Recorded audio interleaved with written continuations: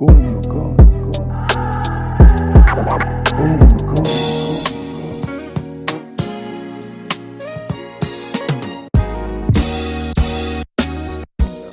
fam, what's good? We're back. We got Kyle, our Durban Gooner, here for a resident review. Chat about a few games. Well, the last time we spoke it was Southampton, so we chat about United, Wolves, but let's go into Villa, man. 1-0 defeat away. Guys pulled a double on us. Yeah, so what did you make of the Villa game, the performance, and yeah, what would we lacking in that game, you know? Uh, yeah, I mean, especially off the back of the Wolves game, where again, I think one thing that's been mentioned recently is refereeing decisions, and that again the whole fact that they influencing game.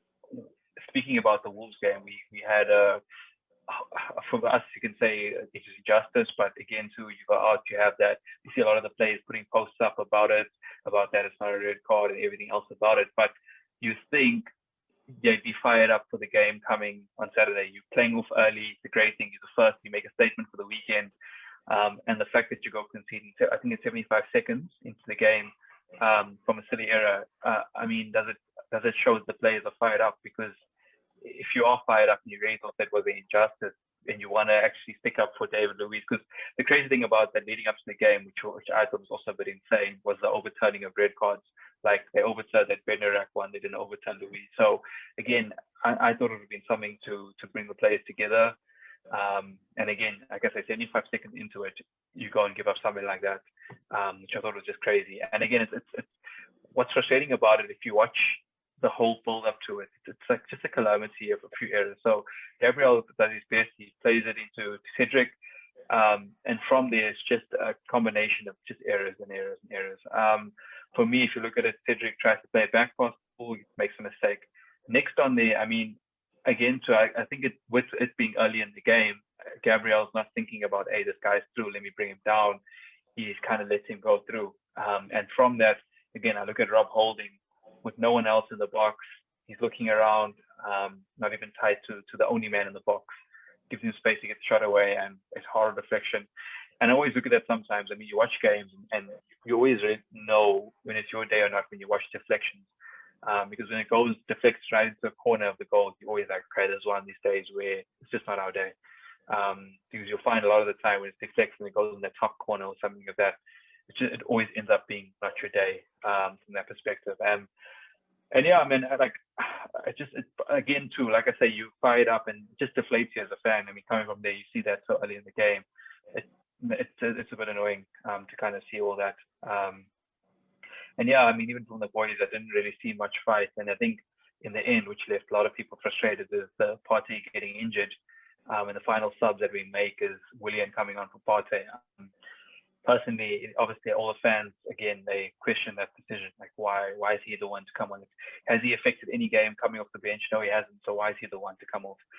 In speaking, I understand. Like some people say, Martinelli was injured. Maybe that's why he's coming back from a long-term injury. That's why we don't. But again, we have Bellerin that's come back from a long-term injury. He seems to be playing almost every single game as well. So I don't think that's the excuse that we use. I just find it very frustrating from that perspective. That we see that happening. Just like I say, I think we could have been there maybe for like a longer time, but I don't think we've scored a goal in that match. It just, again, if I look at the chances, they had the better chances. I mean, everyone points about the Martinez foul and Bacazette. There could have been a penalty. Again, I don't want to go into referee decisions, but if that's the only thing that we can speak about of us scoring a goal, I think for us that's a big issue that we're going to have, especially for a team that I don't think is going to be winning the league anytime soon. They probably established themselves as a top 6 side. I don't know if they'll be a top 4 side this year, but again, a top 6 side, and look what they got and do. So again, they're not going to be winning a league inside, and we're struggling to beat sides, I guess. So it's something that we have to consider. And yeah, like I say, it's a bit deflating. Come off the back of the Wolves game, coming into that in 75 seconds, you're already going behind, which is a bit annoying, Yeah, no, definitely. It's actually 3 a bit disappointing results, which we'll touch on. But let's, like in the match, yeah, we went down early. Obviously, a few changes. No Leno, no Luiz, but Gabriel comes in. what is that guy's Matt Ryan actually did a decent Yeah. job. The deflection was unlucky. I think where do you think we lacked, man? Like because we looked a bit good going forward in the first half, not too clinical in the last third, but the second half we looked like we wanted to score, but we just didn't. Where did you see the lack? Was the one thing maybe you could touch on is Cedric? Do you think that like now, look, he tried against Southampton the first time. I don't know, was it when who did we play against Palace? But anyway, whenever you brought him in and slotted him in there, he tried. Is it working out? Yeah. So maybe you can touch on that. Where do you think we weren't as lethal as we should be, or why couldn't we get the goal? You know? Yeah, so I mean, the other thing is what you got to consider as well too. So I mean, when you did make the change for Saka, I thought it did make our attacking intent a lot clearer. It's a left-footed player on the left side. It was a lot easier to cross. But one thing I have to say, I mean, I look at the ball that Odegaard played forward, and I look at the few chances that Bellerin had when he's run through, and every single time he's taking a touch and never producing anything from a crossing perspective. Never anything that I think, oh wow, we're creating some danger. So for me, my change would have been instead of taking Cedric off, even though yes, maybe I don't know if the reason why he took off Cedric was he was a bit annoyed at him with making that error. But again, I would have probably moved Cedric to the right because it was Titi himself that said Cedric is what our most attacking player from a right back perspective that he has. So if he is our most attacking player, why do we leave Bellerin on the pitch? And again, I just like I said, I don't know if it's down to that. It's obviously a bit of frustration that probably carried over from the previous game that he had with players. But yeah, I think that I would have put on Cedric. I have no issues with the lineup. I think if everyone saw that lineup, everyone's pretty much happy about it. The other thing as well that I might have to start questioning is, I'm looking at this orbit change coming on, and I also thought that was a bit puzzling for me. I mean, if you're going to bring on Aubameyang for like, because I thought that was also a bit of a question mark for me. I just didn't understand how it was giving us anything because we hadn't got in behind them ever. So it didn't make sense to bring on a pacey striker. Again, if you have to look on form, who would you say is more in form between Lacazette and Aubameyang? You say Lacazette. So if the chance has to fall to feet in the box, who would you rather have? So yeah, I mean, like I say, a lot of questions that I think Arteta is going to be asked after these last two losses as well. Because again, I think the frustration from a fan's perspective is where we're sitting in the league, the opportunities, look at teams around us now, they've got victories that we didn't. We're still sitting on 10th. So again, I think we look at that. If we win our 2 games in hand, we're sitting with 3 points of Liverpool right now. So that's 2 games now that we've dropped. If we win those 2 games, we're sitting 3 points of Liverpool, who are in the top 4 position right now.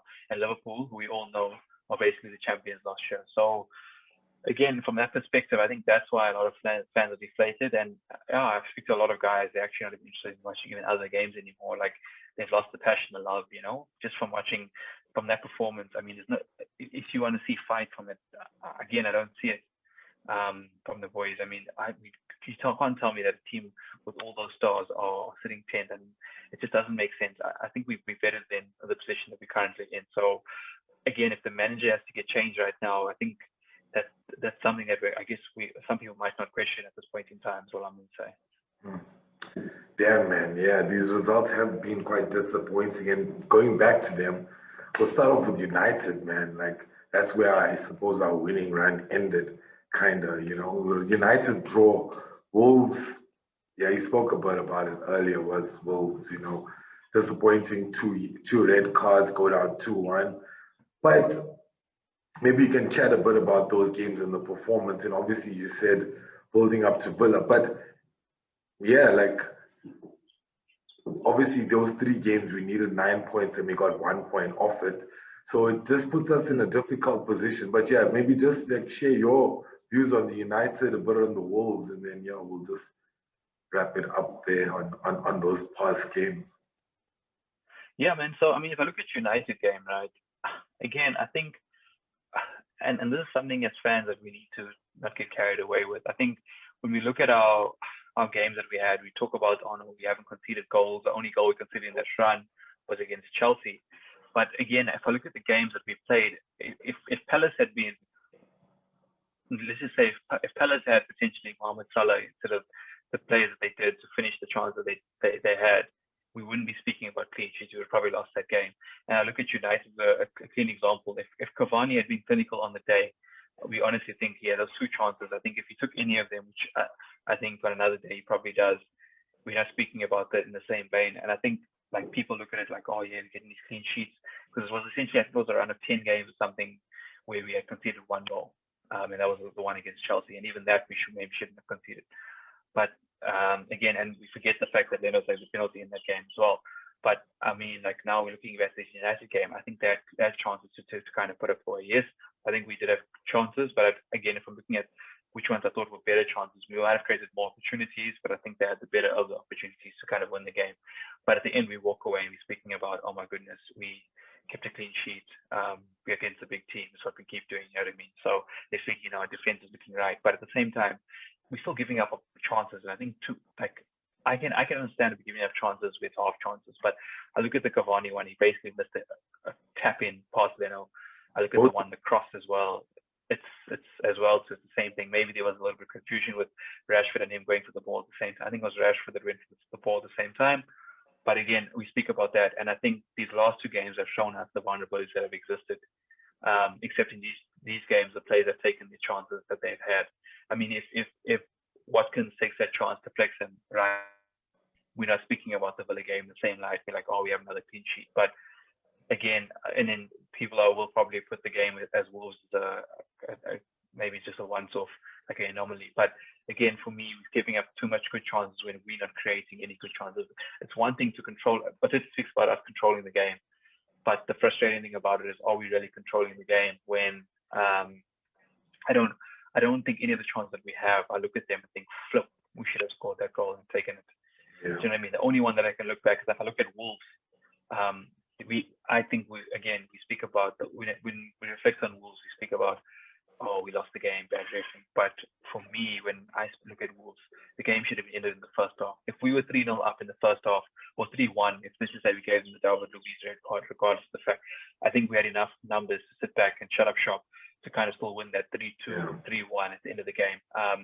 And the other frustrating thing is, I watched previous games that we had gotten down to a red card. We speak about us having fight. I mean, the Leeds game, we went down to a red card. We kind of hung in there. I think it was a Southampton game as well, where we kind of hung on as well with the red card. So again, we've had this before. We've had a red card and just kind of kept it tight and things like that. But obviously going under a red card, Arteta speaks about it. A lot of the top 4 teams would be able to sustain it as well. But again, I look at it, it's like it has to be taking a one-on-one opportunity with the keeper. He's good enough to finish that. He knows that himself.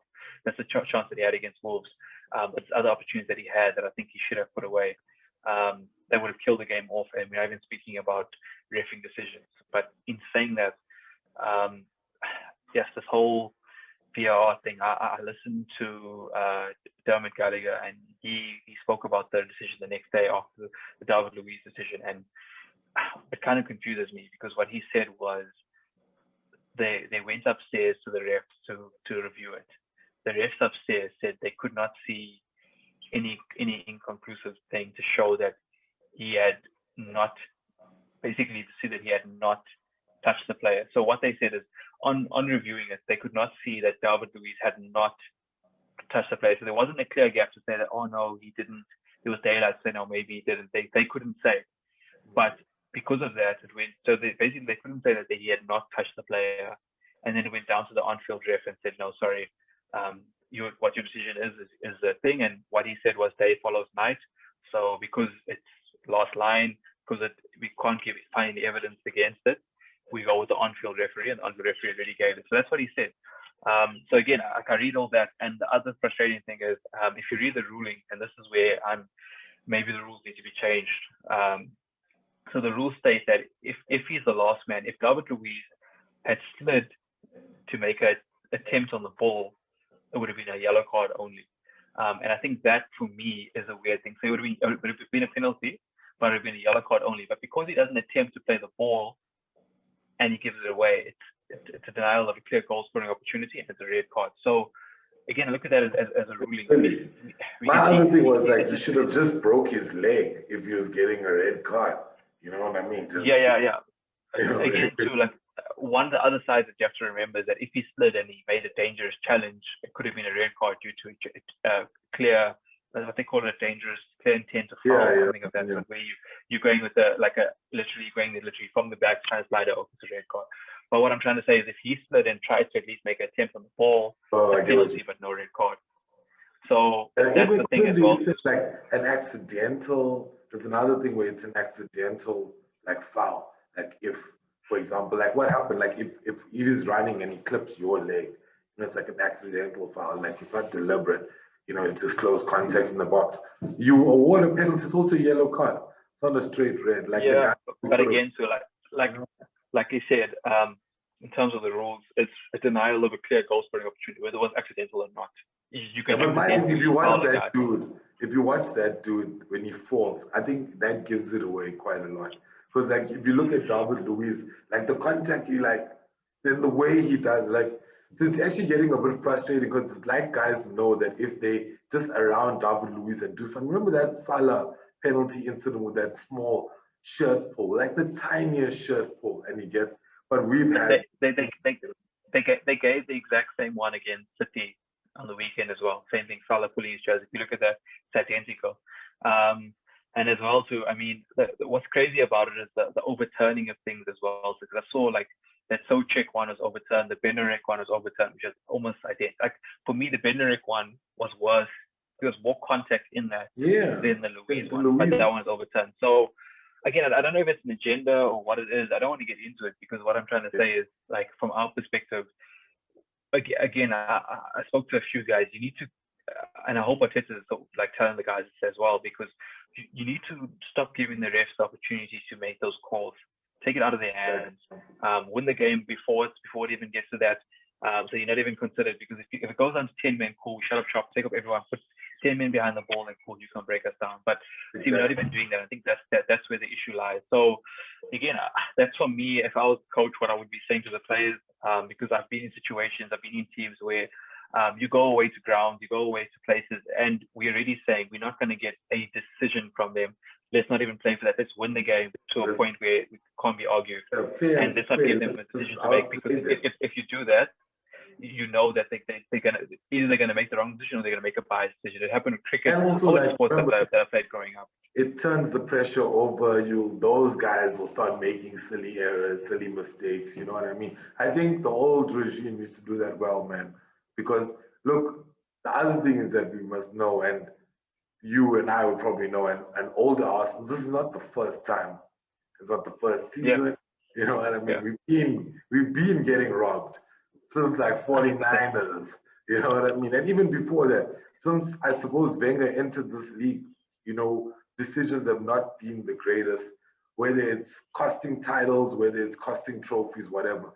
But even if it's just points or silly decisions, we haven't had great decisions. And I can't recall, well, the one that I can recall is everyone can recall is obviously the 50th game, but there's other ones. There's like ones where Jack Wilshere, I remember that Chelsea game where Mourinho and Wenger had it going. That was all because of deliberate fouls, but no one getting cautioned, stuff like that. And I think the issue, and I think Wenger's whole game plan was, as you said, let's win the game before these referees can give us a bad decision, because it kills morale, man. Like, you get these decisions. I saw Arteta spoke to the officials after the game. I'm not sure if it was for the Saka Konza incident, where it was quite touch and go. They're like a 50-50, but Saka got ahead and he clipped him. Should have been a red. I don't know. But if we're going to, as you said, if you're going to dwell about half chances, potential yellow cards, potential penalties, without showing me there's 5 or 6 chances there that we should have scored, and we were robbed. Like Wolves, we were robbed, let's be fair. But as you said, we should have won the game way before, So I think like maybe it's a bit of a bittersweet thing where we could have won games if officials were actually doing the right thing and giving us the decisions, but we shouldn't be waiting for stuff like that. Our play should be the last thing that, or it should be the first thing that should be shown. And the referees, that will be the last thing that they're gonna have a bad decision. It's fine. We're 3-0 up. Look at this, yeah, Kish. Like let's just take the Villa game, right? Let's look at who Villa have in their lineup, right? For me, I think their star players, I would think, is your Barclays, and I would say like your Grealishes. That's for me who their star players. I'm talking about if they go to a big team, no one's arguing. Do you know what I mean? I mean, Barkley's on loan as well, so that should really say it. I look at the back. I mean, the players that they have, Tyrone Mings came from Bournemouth, right? He went to Villa. Bournemouth was a team that got relegated, and he's a centre back that's playing for them. Konza as well, so he's been there. I'm not too sure exactly what team he came from, but I'm looking at Target as well. I'm sure Target was from Southampton. Look at their right back, Matty Cash. He's a championship player. Who's the keeper as well? So the keeper is a player that we've deemed surplus to requirements that we can actually sell him. So I'm looking at their back four. Now, again, I'm just saying that's looking at their back four. If we go through their team, we can look at some of the examples of that. Individually, man for man, this Arsenal team should be able to open up that defense. Man for man, whether it's coaching or whatever else. Again, Dean Smith has seen himself to be very defensive. The fact that we give away an early goal for him to go into their main game plan, it really puts it on the back foot. And again, if teams want to come at us, go at us for the beginning of the game, you get a goal. We always seem to start slow for whatever reason. Don't seem to be alert. Sometimes we do actually come out the gates quite well, but like the Wolves game, we came out the gates quite well, but we don't seem to finish our dinner. And again, whenever I look at games and I see us having these 5 or 6 chances and we don't take them, I always look back and like, this is going to cost us, because you always consider that we're going to go to a 0-0 or hold a clean sheet for the whole game. I don't always. And again, I speak about, like, I know we went on this run and we had this, they speak about this great defense, but in that run, I didn't feel like, if you watch it game for game, I think maybe it was a Newcastle game, I could say, but watching some of the other ones, like, I can't say there's many games that I watched where I thought, you know, we could be there even longer. We probably won't get goals. The Newcastle one was one that I could look back and say yes. But I even look at the games at Southampton. If we stayed longer, it would maybe be a different game. Yes, you won the game. But again, so that's what I'm trying to say, is we're looking at our games and looking at our stats to say, yes, we're keeping the most clean sheets. But again, it's a little bit of fortune as well in the clean sheets. You know what's frustrating about it? If I think I looked the other day, I think Arsenal was chilling 10th, 11th, or 12th something in goals scored for the league. So again, as a team, I think we've got like 29 goals or something ridiculous. I think it was 29, something like that. I remember what the exact amount is, but it was 29 goals that we scored. The teams at the top on 60 and stuff like that. So again, I look at us and I'm saying how, like, we are because maybe we've sorted out defense, but we have still not got it right on the attacking front. We're not scoring enough goals. Whether or not I would honestly say we have the most expensive strikers in the league. If I think about it, I don't know who else has more expensive strikers than us in the league. Aubameyang's big money, like I said, it's big money, but they are not doing it for us on the pitch, and that's the honest truth. And I mean, we spoke about it last time, is that, you know, we said if Aubameyang doesn't score goals, we're going to be in a relegation battle. And I mean, for now, like I said, it's not doing the business. I mean, we're relying on Saka to kind of, again, we have said because Saka's not scoring goals. He's a 19-year-old kid. Why is he the one that we have to rely on to kind of win games for us, which is a bit ridiculous. Yes, he has the quality, and that's why we're a bit frustrated on it. But you're asking a 19-year-old kid to kind of win the game for us, which, again, that's an issue for me. We had a window. We have Odegaard. Why not try to give players a run and try to resolve this? Like that's things that we probably have to be asking questions. Again, I think the only positive that I can see from the whole FA Cup thing is the fact that we don't have to watch Arsenal for the weekend. We get a break from it, because right now it's one of those things where I don't enjoy watching. I don't look forward to the games. It's just we're in a rut now. I'm not enjoying it, to be honest. It's tough being a Gooner, man. It is. It definitely is. And as you said, I think the most disappointing thing was obviously the result, but the bounce back from the Wolves. You know, there was no kind of like inhibition, as you said, you know, like you would think they would come out firing, get like 5, 6 goals, because we were robbed. You know, if you felt we were robbed, let's not drop more. There's such an injustice, 100%.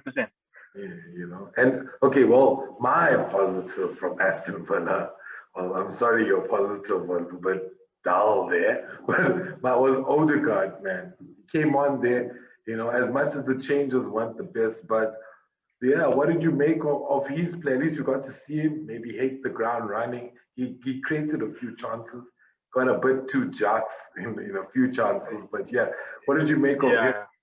I know it's not much to talk about, but it's something. Shame. We were bad. Yeah, I think, like, again, too, I mean, the other positive as well, the other debutant as well, Matt Ryan, I think he was very solid. Yeah. We could have honestly considered a little bit more. I think he padded stuff away when he needed to, held on to things when he needed to, claim stuff in his box, punch stuff away. I think it was very solid from that perspective. I know I see Arsenal try to put out a mic'd up thing with him where they're showing him speaking in different languages to Gabby and telling the guys to push out and everything, because right now there's probably no other thing that can honestly show this as a positive besides Matt Ryan's debut. So that just shows exactly where we are. When I see things like that, it just shows where we are. The other thing as well too, Odegaard, yes, like what I got to say is I just look at sometimes I look at our team and I see sometimes with Eddie and them that come on, and when balls are fizzing to them, it's this loose touch. They battle to get things under control. I see sometimes from Granit as well. Sometimes things are fizzing to him. He's actually got very good control, very good at controlling a ball, especially when it's fizzed into him and keeping it in, like under his spell essentially. But Odegaard's also got a little bit of that. But what I like about him, he's always kind of looking up, looking for balls. I looked at the ball that he put through, the one for Bellerin as well on the side. It was an absolute peach. It reminded us of Ozil, but I feel like what he gave us was a lot more energy as well. And honestly, just from that little bit, where I'm at right now with Arsenal, I think maybe at the time we give Smith Rowe a break and maybe we start the man up top, because again, I every time I see him, I think I see little spots of it. I'd like to see what he can do for 90 minutes. And I'm sitting in 10th right now. Does Arteta honestly believe that carrying on with this team the way it's going is going to get us there? We're playing the same team back to back, not much changes. The only change from this week was the Gabriel enforced change, and Leno as well too for his petulant red card. And I'm hoping as well behind the scenes that Arteta's finding these guys. Maybe the Luis one I think might be harsh, but the Leno one was absolutely petulant. I don't know if he had a holiday booked to his missus or what, but the oak literally, because what you'll find as well, when it comes to December time and they have that cut-off for suspension, some players will get themselves a petulant yellow card and they get suspended for the next game over Christmas or Boxing Day or whatever. Some players actually used to do that. So I don't know what it was. I just, again, once he mistimes it, for me, you mistimed it, you're looking at the scoreboard, you're already down, but let it go. Again, that's just for me. I mean, you've made the mistake. If the guy goes, I mean, it's a damage or what I saw of him trying to cross was absolutely horrible. If he could cross the ball better, he would have. Because I mean, even watching how Pepe and them were offsetting him to try actually defend the line, and he's still getting around him and crossing, but atrocious crosses. So if I was looking at it as him going through, I would have been like, yeah, but you go, you have a shot. You're probably missing it anyway from that angle, as opposed to getting yourself banned for 3 games. It's just stupid. So yeah, that's another thing as well that we saw. But yeah, definitely, I think Odegaard, I think he's for me in that sore spurt. I saw of him. I'd like to see more of him. And again, I like the rumors that I'm hearing about the fact that if Zidane's still manager in the season, that he might be looking to stay. Again, I don't know if Arsenal's purposely not playing him to try get a lower fee for him or whatever it is. But yeah, I just hope it's nothing to do with that effect, because again, the frustrating thing is it seems like every single time one of our players find form, there's an injury or something of that sort. We saw it at Murray, we saw it now at Partey finding form, we saw it at Tierney. So it's one of those things which is just frustrating at that point in time. Just hoping, that I'm not saying I want Emerson Smith-Rowe to get injured. I'm just saying I would like us to try to rotate it. Let's give it a 45 minutes for Odegaard, because this period can't be worse.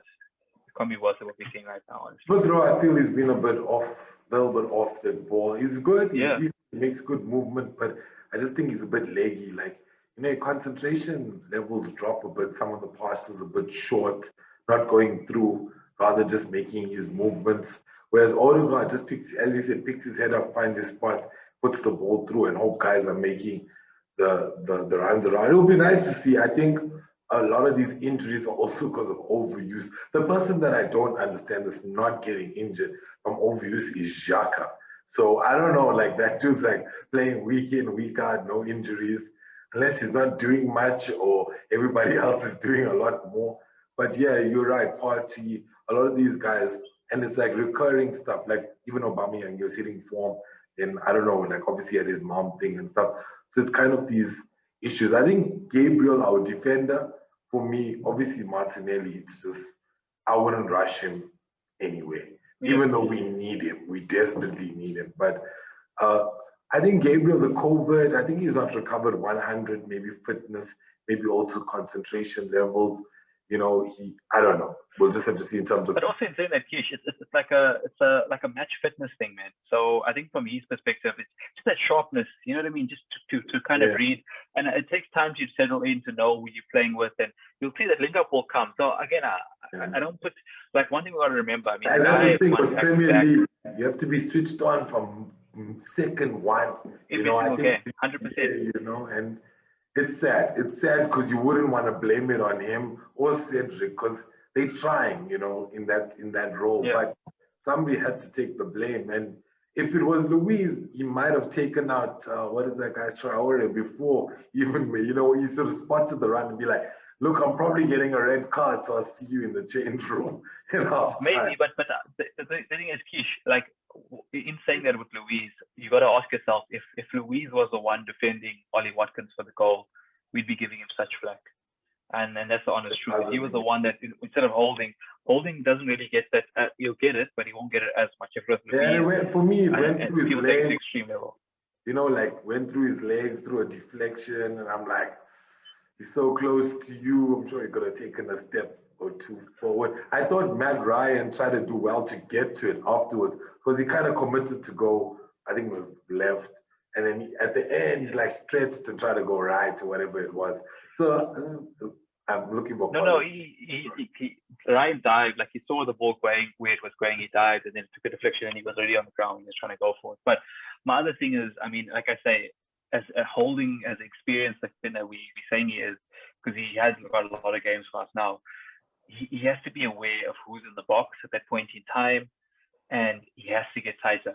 That's my only thing with him. He has to get tighter. You can see Gabriel's putting pressure on the ball, pushing him to the line as much as possible. So he's kind of cutting him off, but obviously the man's still through. He's not going to be able to kind of whip one around the keeper and drive all the way in. But it's on holding there to get in front of the only man in the box. That's just my own personal opinion. Yeah, that is true. Again, like I say, it's just a calamity of areas back. Yeah, it was sloppy by our three defenders.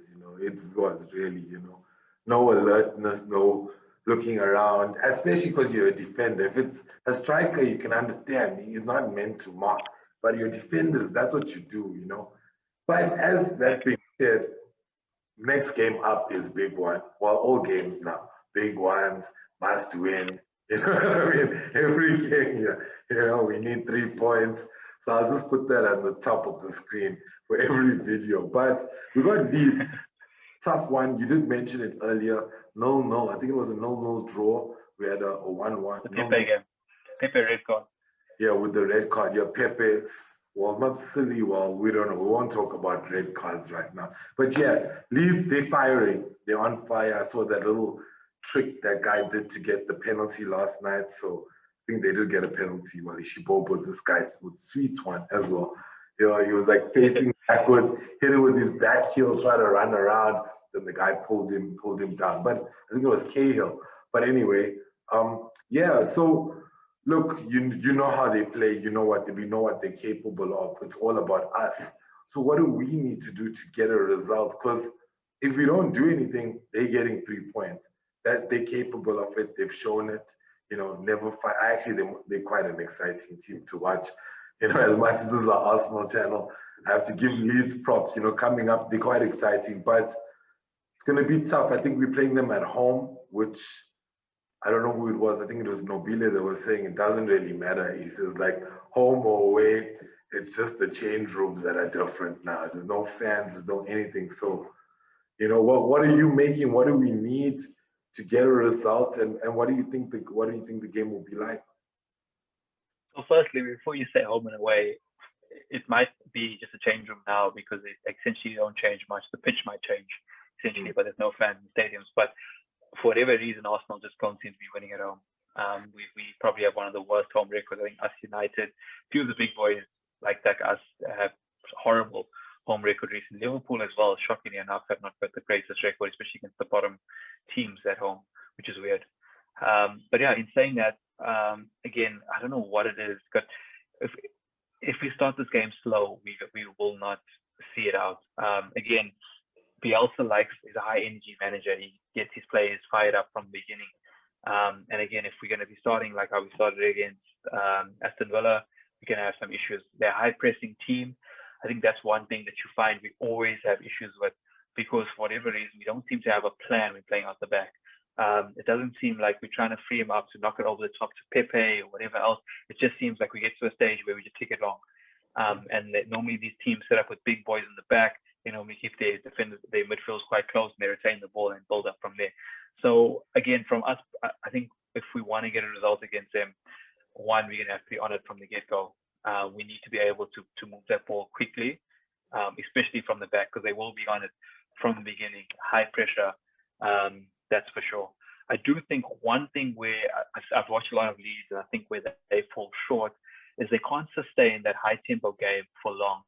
So if we can keep it to a 0-0 and hopefully keep 10 and 11 minutes on the park, I think second halves as well, they tire a lot, and you see a lot more mistakes in the game in the second half. This is one thing I've noticed with them. So again, obviously, if we could start off strong and get the goals early, we won't really worry about that. But I do think if it gets to 0-0, 60 minutes, I do kind of fancy us, unless we go into something stupid, to kind of get a goal, because it seems like they can't sustain that high tempo, high pressing, high running, because you'll see they not only work hard for the ball, they work hard coming back, they work hard coming forward again from their own build-up. So they're one of those high tempo teams, but I have noticed they've got to sustain it for long periods. So that is something that we have to notice. So that's just something that I think if we want to go for the game, one, we actually need to take our chances. Other thing too, we need to keep ourselves in the game. No stupid red cards like we had previously with them. And again, these boys, if you look at the red card that we got against Pepe, they know what they're doing. They're roughing the guys up. We need to be on, because they be up for it.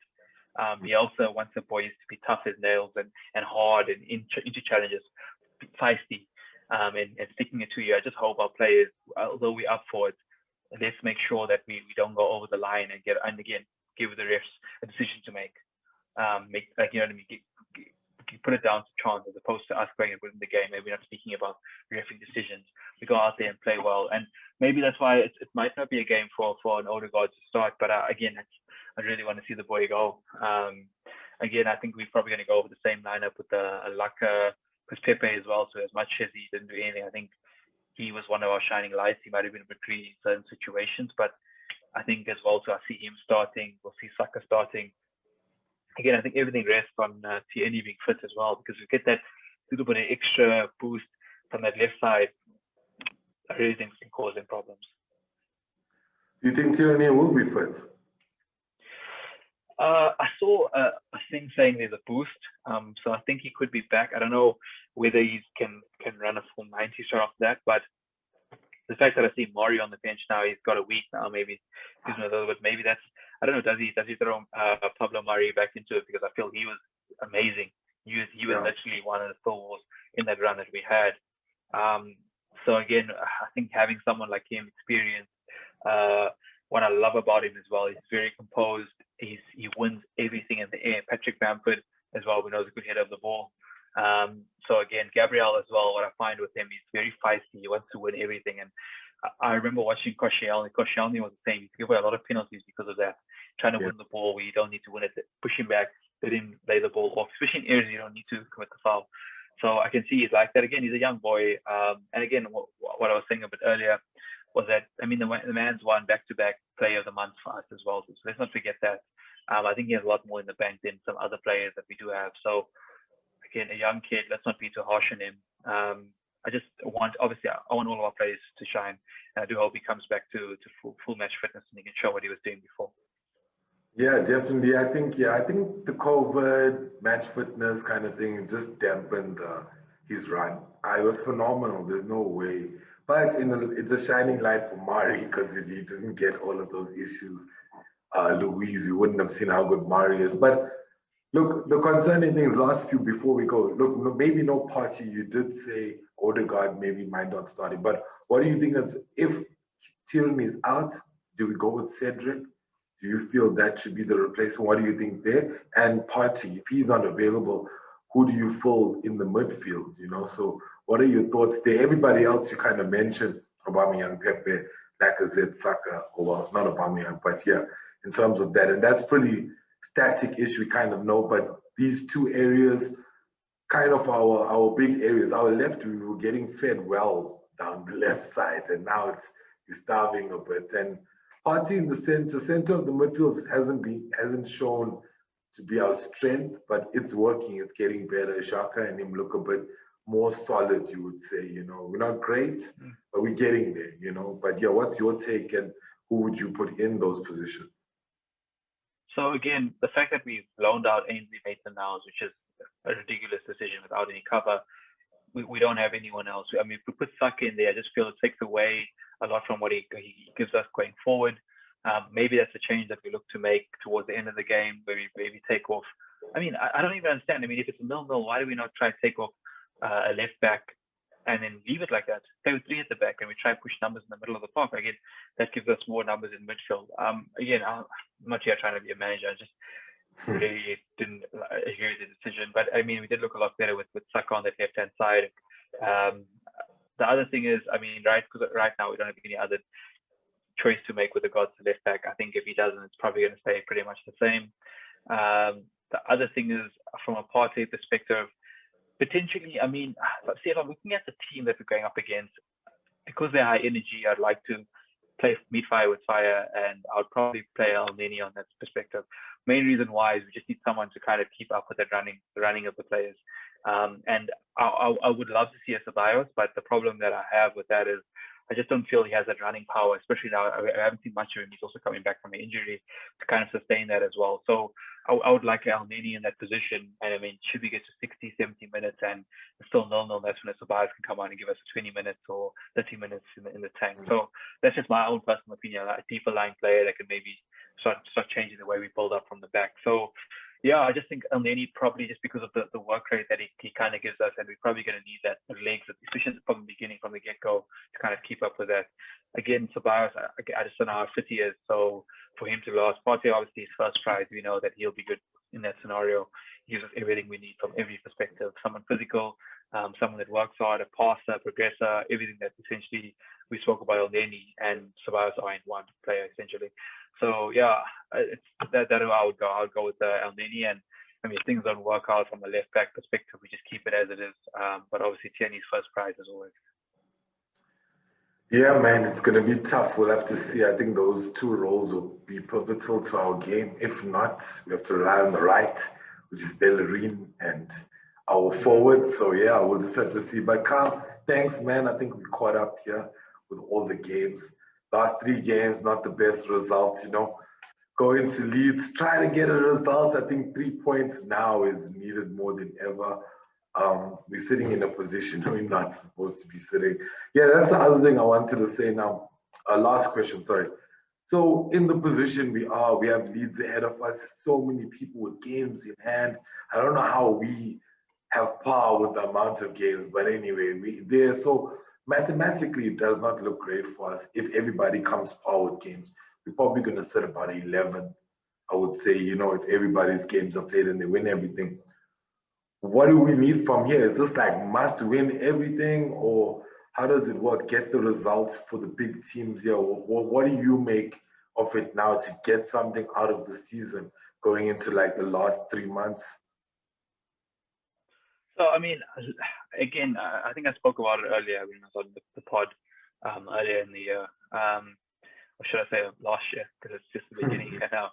But yeah, when we spoke last year, one of the things I said is, if I look at the team that we're losing to teams that are not going to win the league. Villa are not going to win the league. Wolves aren't going to win the league. And if I look at, previously lost to Leicester and other teams like that, Burnley, like look at the teams that we're losing to. We're losing to, and not drawing, losing to these teams that are never ever, for me, going to win the league anytime soon, especially with the Cities and Liverpools out there. I mean, United is emerging now, but I don't ever see them winning the league anytime soon. So I just think of it from that perspective, that the teams that we're dropping points to are teams that are never going to win the league. And again, for me, if we want to finish as high as we want to, we have to start making an intent. And it's not, yes, we have to go away to Leeds, let Leeds come to us and we get the victory at home. But the other thing we have to consider is we need to also start getting wins against teams like Man City and Liverpool if we want to start setting a standard. I mean, we've got Liverpool, Spurs, City, we've even got the Benfica game coming up. We've got Spurs coming up.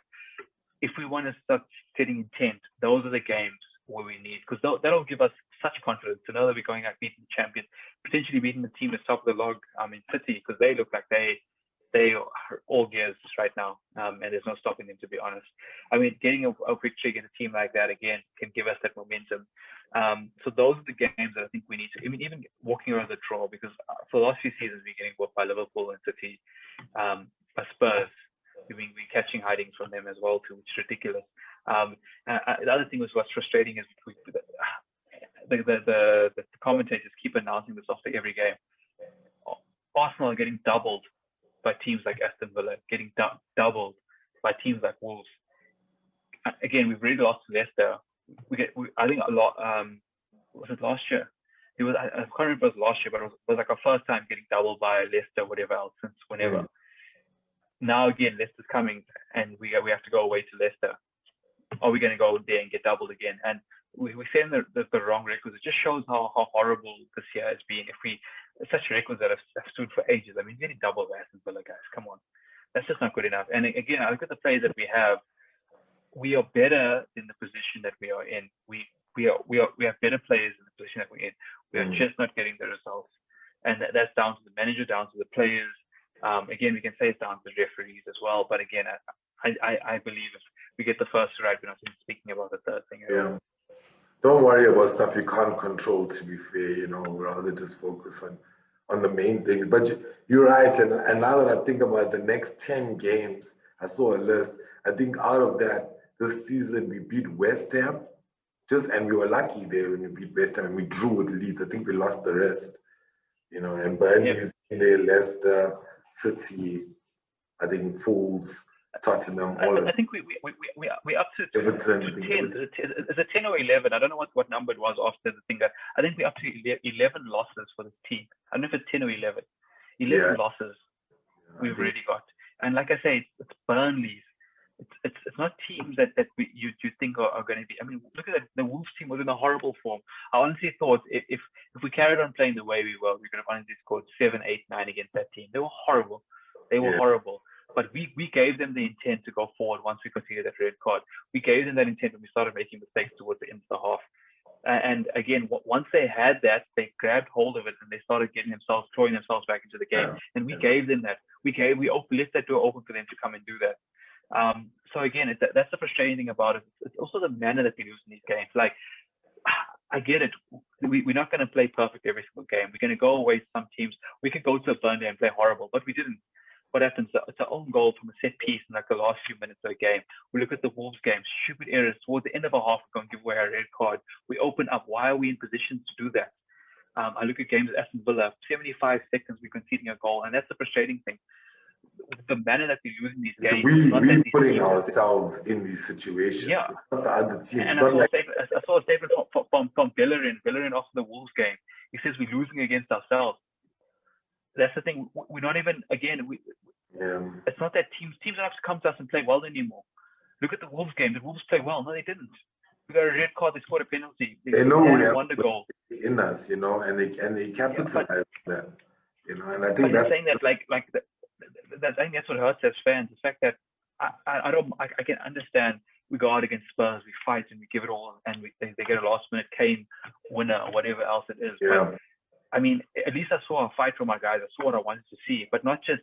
I mean, I look at the last Spurs game that we lost. It was 2 counter-attack goals. It was horrible, just horrible to watch. Even the first one shouldn't have even happened.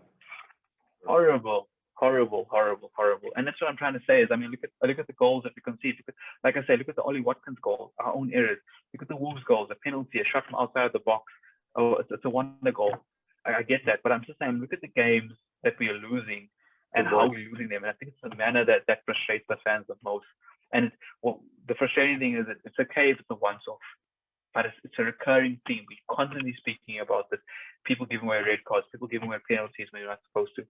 Constant errors are being made, and whether it's the manager or the players, I don't know if we can attribute to one. The Wolves game, I can say, Arteta's probably looking at it and saying, what is Bud Leno thinking? And again, I can think of the red card. Luis is a bit harsh, but if Luis does not push up in that position and give, I mean, your job is to block the striker. Why are you worried about the ball in midfield?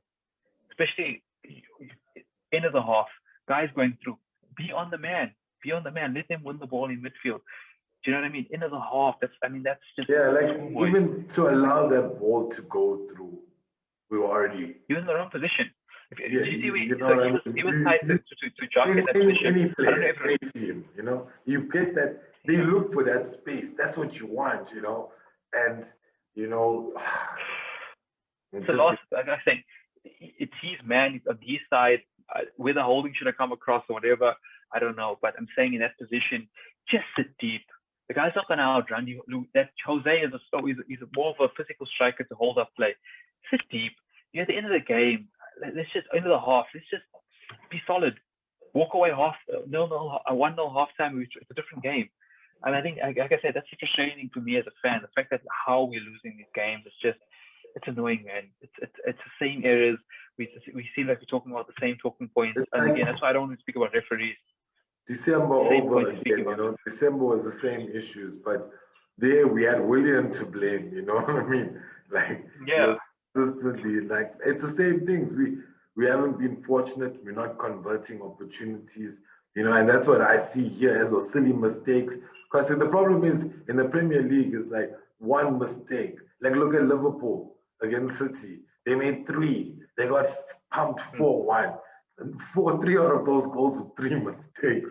You know what I mean? And that's what it's like here, And with us, I think we made a mistake against a weak team and they punished us. You know what I mean? So, like Burnley, we conceded, we got a red card. We didn't even look like we were going to lose, but it's a mistake, it's this pressure. And I think like you shouldn't, we're already on the back foot with refs. As you said, you don't want to talk about, we're already there. Maybe with a sense of how we want to play because we can't be as fluid because of the type of personnel we have. That's 2 on the back foot. But you can't be executing basics wrong. You know what I mean? Like certain things, like in the Wolves game, well, not the Wolves game finishing. Villa game was a few touches in the last third, maybe a bit of finishing. Maybe just pick your head up and see who is there. You know what I mean? I think Pepe, like for me, he's had an amazing game, but he also makes silly things. But he's always trying to create something. And I feel that the options aren't there. Sometimes the substitutes aren't the best. I think I agree with you with the Lacazette and Aubameyang. Not that I don't want Aubameyang there, but our link-up play was lost as soon as Aubameyang came. It was like... Especially the fact that Laka relies a lot on Emil Smith-Rowe. You see, they have such a good combination play that goes through. Yeah. And Smith-Rowe as well. I just feel like he's milking it because Smith-Rowe did so well. And I get it. Give the boy an opportunity, but don't run him dead. And you can see how good he's good when his concentration's up. He looks up, picks his head up. But once he's tired, like he's out of a game. He's out of a game completely. And it's just those things that he has to manage. At least now we have backup for him, which is great. And Odegaard showed, look, even William, sorry to say, can also fit in that role, but he needs to perform. That's the issue. And this is Odegaard and Emil Smith-Rowe to earn their space in the team. And I think Smith-Rowe is versatile enough to move left and right, maybe even drop in a holding role as well. Maybe him and Odegaard can switch around. So you never know. I think Lacazette has to play. There's no 2 ways about it. Definitely for me. Especially when if we use Odegaard as a 10, pure 10 like Uzo, and we play Aubameyang through, then sure, let's try Aubameyang up front. Because I haven't seen a Lacazette ever play through in Arsenal. I can't even think. I think maybe the Tottenham goal, that one Tottenham close range goal. But still he makes his own. He likes to be close. He likes to do that business. So, so I don't know, man. We'll just have to, we'll just run on here, you know what I mean? But so Leeds, big match here. The next 10 games, remember you can just, next 10 games, we've won 1, we drew 1, we probably lost, 8. The record is not the greatest. So what do we have to do? 10 games, but how do we get out of this without Arteta getting sacked? Because I look like this is the 10 games that can bring a sack, you know what I mean? Like if we lose all 10 now, well, what position do you think it leaves us in after these 10 games? Where do you think we'll figure out our season? I see the way we're going right now, I see between 8th and 6th. I don't see us being any higher than that. Again, I look at some of the games, and I think other teams are playing each other. So for me, I think the best we will get is between 6 and 8, even at the end of the season, to be honest. And like I think we spoke previously, that's where we probably, off these games, we're probably going to know exactly where we can be roundabout. I can't see us finishing any higher, especially the way we're playing, unless it's a drastic turnaround. We're playing flawless football in the next 10 games, potentially then top 4 on the cards. But again, I think there's just too much drop points in these games that we have coming up. I think Arteta survives the fact that we gave him that long-term deal, the fact that we're prepping players for the long term. Like I said, he didn't like Ozil. What happened when Emery didn't like Ozil? We kept him around. He outlasted the manager in the end. What happened when Arteta doesn't like Ozil? He's out. So again, the decision that he's made, Mustafi wasn't his cup of tea as well, probably. I mean, look at Kolasinac after he made a few errors in Spurs. It wasn't his cup of tea. He didn't play him a lot. He's out the club. So Arteta is literally anyone that he doesn't see deems fit. He seems to outlast them. So that's why I think he's here to stay. So again, I wouldn't be too quick on the Arteta out, but I definitely think we need to have some turnaround in results. And again, I think our best thing right now is winning the Europa League, honestly. That's the only way I think we get Champions League football this year. Yeah, Eshe, even in Champions League 2, what can we expect when we go there? Are we ready for that? But Kyle, it's always a pleasure, chatting, catching up. I suppose we'll have to wait for a win to get the smiles again. But yeah, we'll catch you on the next match day, Leeds. But yeah, thanks for joining us. Kyle, our Durban Gooner, chatting us about the Wolves and United and the disappointing but most recent Aston Villa clash where we lost 1-0. But yeah, on to the next one, Kyle. Maybe this weekend it'll be a change here for the better. Let's go. But it's me, Keish, and it's Kyle. It's Goonercast SA. We out.